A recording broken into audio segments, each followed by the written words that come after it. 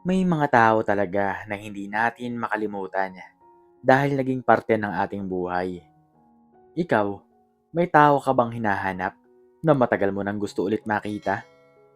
Kung ganoon mga kawanatels, ay tunghayan niyo po ang istoryang ito na tiyak ay kapupulutan niyo ng aral. Sa isang madilim at masikip na pasilyo ng pampublikong ospital, nakaupo si Maricar, hapong-hapo ang katawan at wasak ang puso. Sa loob ng ICU ay nakaratay ang kanyang panganay na anak na si Yunyun, nakikipaglaban sa isang malubhang sakit sa baga. Ang bawat tunog ng makina na sumusuporta sa buhay ng kanyang anak ay tila bombang sumasabog sa kanyang dibdib. Kailangan natin ng pambayad sa mga gamot ngayong linggo, Maricar. Mahinang sabi ng kanyang asawa na si Mang Ray, na halos hindi na rin makatingin ng diretsyo sa kanya dahil sa hiya at kawalan ng magawa. Tumango lamang si Maricar, pinipigil ang mga luhang, nagbabadyang pumatak. Alam niyang kailangan niyang kumilos, kailangan niyang lunukin ang kanyang pride at lisanin ang kanyang pamilya para lamang mabuhay sila. Ako na ang bahala, Ray. Maghahanap ako ng trabaho na malaki ang bigayan, kahit malayo, kahit mahirap. Ito ang nagtulak kay Aling Maricar para tanggapin ang trabaho bilang yaya sa isang mayamang pamilya, ang mga Anderson. Isang mag-asawang Australiano na nagmamay-ari ng malalaking negosyo sa Pilipinas. Ang kanilang mansyon ay tila isang palasyo na gawa sa yelo. Napakalaki, napakaganda, ngunit napakalamig. Ang kanyang alaga ay si James, 5 taong gulang na batang lalaki. Dahil laging wala ang mga magulang at abala sa pagpapayaman, si James ay lumaking uhaw sa atensyon. Ang kakulangan sa pagmamahal ay kanyang idinaan sa matinding kakulitan at pagiging sutil. Siya ang tipo ng bata na kinakatakutan ng mga naunang yaya. Sa unang linggo ni Aling Maricar, ipinaramdam agad ni James kung sino ang boss. Isang hapon, habang abala si Aling Maricar sa pagtutupi ng mga damit ni James sa kwarto nito, naramdaman niya ang isang presensya sa kanyang likuran. Bago pa man siya makalingon, isang timba ng nagyeyelong tubig ang ibinuhos sa kanya. Ano ba yan? Napakalamig! Napasigaw si Aling Maricar sa gulat at sa lamig na tumagos hanggang sa kanyang buto. Rinig na rinig niya ang malakas na halakhak ni James habang tumatakbo ito palabas ng kwarto. Yaya basa! Yaya pangit! Sigaw ng bata habang papalayo. Nanginig si Aling Maricar hindi lamang dahil sa lamig, kundi dahil sa pinaghalong inis at awa sa sarili. Gusto niyang magalit, gusto niyang pagalitan ng bata, pero naisip niya ang mukha ni Junjun sa ospital. Ang bawat sentimong kikitain niya dito ay katumbas ng buhay ng kanyang anak. Kaya mo to, Maricar, para sa anak mo. Bulong niya sa kanyang sarili habang nanginginig sa pagpupunas ng sahig. Tinanggap niya ang pang-aalipusta ng bata bilang bahagi ng kanyang sakripisyo. Lumipas ang mga buwan, mas lalong naging mapanghamon si James. Isang umaga, pagkatapos ng nakakapagod na magdamag na pag-aalaga kay James na nilagnat, umupo si Aling Maricar sa kusina para magkape. Kailangan niya ng lakas. Humigop siya ng malaki sa kanyang mainit na kape, umaasang magigising ang kanyang diwa. Agad niyang naibuga ang kape. Ang pait at sobrang alat nito ay halos sumugat sa kanyang lalamunan. Napasimangot siya sa sobrang sama ng lasa. Mula sa isang malaking kabinet sa di kalayuan, narinig niya ang pamilyar na hagikik. Alam na niya kung sino agad ito. Dahan-dahan siyang lumapit sa kabinet at binuksan ito. Bumulaga sa kanya si James. Nakatakip ang bibig habang tawang-tawa. Hawak pa ang lalagyan ng asin. Ikaw talagang bata ka, sabi ni Aling Maricar. Pero sa pagkakataong ito, wala nang bahid ng inis sa kanyang boses. pagod na lang. Tila nagulat si James na hindi nagalit ang kanyang yaya. Tinitigan niya ito. Bakit ganyan ka, James? Mahinahong tanong ni Aling Maricar habang nakaupo sa sayig paharap sa bata. Masaya ka ba kapag nahihirapan si yaya? Natigilan si James. Hindi siya sanay na kinakausap ng ganito. Sanay siya sa sigaw, sa galit, o sa pagwawalang bahala ng kanyang mga magulang. Wala kasing naglalaro sa akin, mahinang sagot ng batang Australiano na tila nakayuko. Doon naintindihan ni Aling Maricar ang lahat. Batang ito ay hindi masama. Siya ay nag-iisa. Mula sa araw na yon, nagbago ang ihip ng hangin.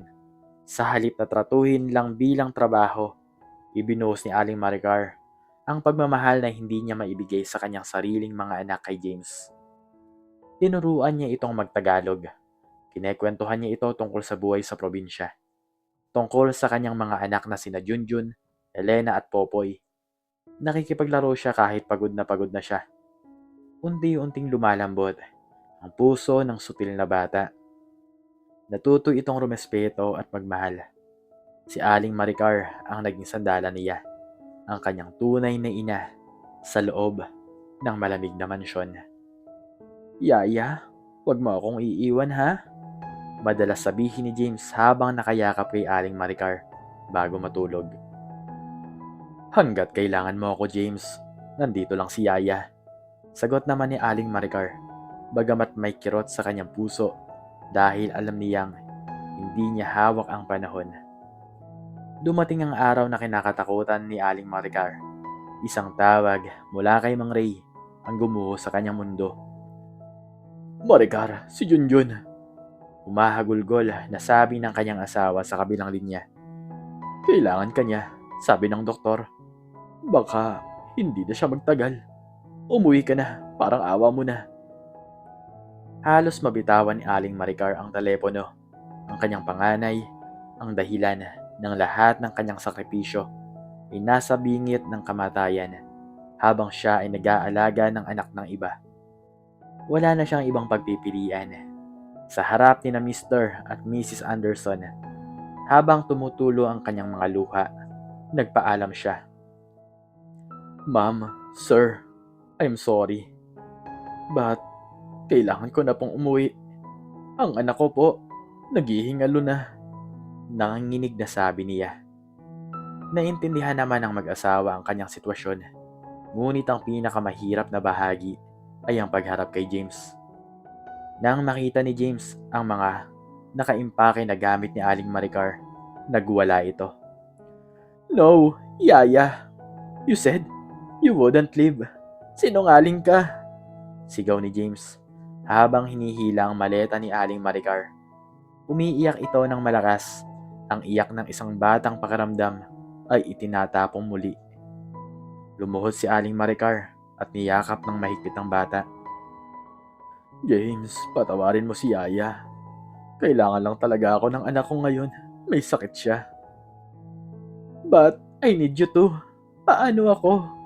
Humahagulgol na tanong ng bata. Durog na durog ang puso ni Aling Maricar habang pilit na kumakalas sa yakap ng bata. Magpakabait ka, James. Lagi mong tatandaan na mahal ki ni Yaya. Umalis si Aling Maricar habang naririnig pa rin ang mga sigaw at iyak ni James. Iyon ang pinakamasakit na tunog na narinig niya. Pangalawa lamang ang pag-iyak ng kanyang sariling anak sa ospital. Nagkaroon ng bagong tagapag-alaga si James, pero hindi na siya naging dating masiyahin. Naging tahimik siya, mailap at lalong lumayo ang loob sa kanyang mga magulang. Hinahanap-hanap niya ang init ng pagmamahal ni Aling Maricar. Sa paglipas ng panahon, dahil na rin sa desisyon ng kanyang mga magulang na bumalik sa Australia, tuluyan ang nawala ng komunikasyon si James sa kanyang pinakamamahal na yaya. Lumipas ang 20 taon, si James Anderson ay isa ng matagumpay na negosyante sa Australia. Tulad ng kanyang mga magulang, siya na ang namamahala sa kanilang malawak na imperyo. Mayaman, gwapo, makapangyarihan. Ngunit sa kanyang kaloob-looban, may kulang pa rin. Ang batang nangungulila sa kanyang yaya ay nasa loob pa rin niya. Isang gabi habang nakatingin sa kanyang mewa na penthouse view sa Sydney, bigla niyang naalala ang lasa ng maalat na kape at ang mainit na yakap ni Aling Maricar noong gabing nag-uusap sila ng masinsinan.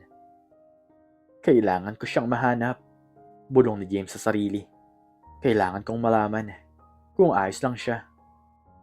Hindi nag-aksaya ng panahon si James. Ginamit niya ang kanyang yaman at koneksyon para ipahanap ang kanyang dating yaya. Dahil sa taglay niyang resources, nabukasan din ay mayroon na siyang report. Nakatira pa rin si Aling Maricar sa Pilipinas, sa isang maliit na baryo sa probinsya. Base sa report, mahirap pa rin ang buhay nila at balo na ito. Agad na nagpabook flight si James pabalik sa Pilipinas. Hindi niya maipaliwanag ang kaba at pananabik na nararamdaman niya. Sa isang liblib na barangay, sa tapat ng isang barong-barong, nagawa sa pinagtagpi-tagping kahoy at yero. Puminto ang isang magarang sasakyan. Bumaba si James, suot ang kanyang mamahaling suit na tila hindi bagay sa paligid. Isang matandang babae ang lumabas ng bahay. Kuba na ang likod, puti na ang buhok, at bakas sa mukha ang hirap ng buhay. Nagtaka ito kung sino ang bisita. Magandang hapon po. Kayo po ba si Aling Maricar? Tanong ni James sa wikang Tagalog na hindi niya nakalimutan dahil ito ang wika ng kanyang puso. Naningkit ang mga mata ng matanda. Pilit na inaaninyag ang mukha ng binata. Ako nga. Sino sila? Tinanggal ni James ang kanyang sunglasses at ngumiti. Bagamat, nangingilid ang kanyang luha. Yaya, ako to si James. Ang makulit mong alaga. Nanlaki ang mga mata ni Aling Maricar. Napahawak siya sa kanyang bibig. James, ikaw ba talaga yan?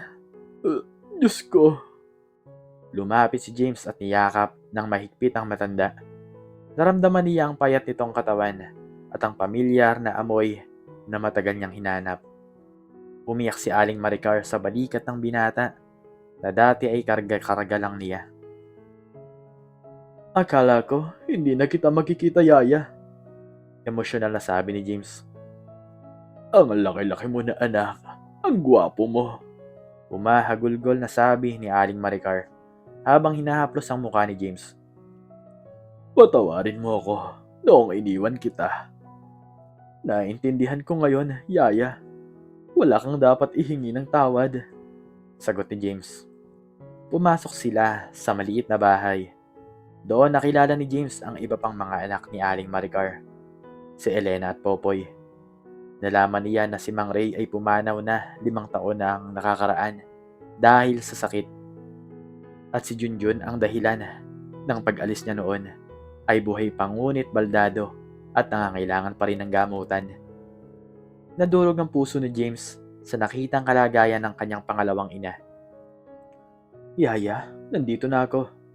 Hindi ko hahayaang maghirap kayo. Determinadong sabi ni James. Tinakpan ni Aling Maricar ang bibig ni James.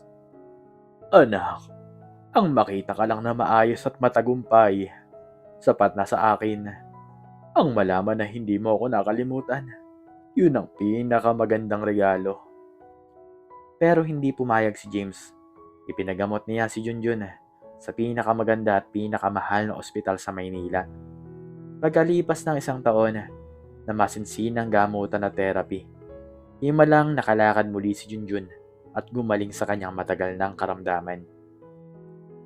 Ipinagpatayo rin ni James ng isang maayos at sementadong bahay si Aling Maricar. Binigyan niya ito ng puhunan para sa isang sari-sari store para mayroon silang regular na pagkakakitaan at hindi na kailangan pang magtrabaho ng mabigat ng matanda. Isang hapon, habang nakaupo sila sa bagong veranda ng bahay ni Aling Maricar, nagkwentuhan sila. Naalala mo ba, yaya? Noong nilagyan ko ng asin ang kape mo?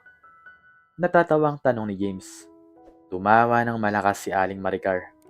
Ang tawa na matagal nang hindi naririnig sa kanya. Oo naman, munti ko nang maibuga ang baga ko sa sobrang alat. Napakasutil mong bata ka. Pero, yun ang araw na naramdaman kong may nagmamahal sa akin. Seryosong sabi ni James habang nakatingin sa matanda. Maraming salamat, Yaya, kasi hindi mo ako sinukuan kahit ang bad ko sa'yo. Hinawakan ni Aling Maricar ang kamay ni James. Kahit kailan, di ka naging masamang bata sa paningin ko, James. Kailangan mo lang ng makikinig sa'yo. Mula noon, taon-taon kong bumisita si James sa Pilipinas. Para na silang isang buong pamilya. Hindi nagtagal, sa dalas ng kanyang pagbisita, nahulog ang loob ni James kay Elena, ang bunsong anak na babae ni Aling Maricar na isang guro. Niligawan niya ito at naging magkasintahan sila. Sa araw ng kasal ni na James at Elena, sa harap ng dambana, lumapit si James kay Aling Maricar na nakaupo sa unahan. Suot ang isang magandang gown na regalo niya. Lumuhod si James at hinalikan ang mga kamay ng matanda na puno ng kulubot. Mga kamay na nag-alaga sa kanya, nagtiis sa kanyang mga biro, at nagmahal sa kanya noong panahong pakiramdam niya ay walang may gusto sa kanya. Salamat sa lahat, nanay, madamdaming sabi ni James. Napaluha si Aling Maricar sa tuwa. Ang batang Australiano na dating binubuhusan siya ng malamig na tubig at nilalagyan ng asin ang kanyang kape. Ngayon ay tinatawag na siyang nanay at naging tunay na bahagi ng kanyang pamilya. Sa wakas, ang mga sakripisyo ng nakaraan ay napalitan ng walang hanggang pasasalamat at pagmamahal. At hanggang dito na lamang po nagtatapos ang istorya. Sana po ay nagustuhan nyo to. Please like, share, and subscribe. And i-click the notification bell para palagi po kayong updated sa mga bago pang istorya. Muli ay maraming salamat po. God bless us all.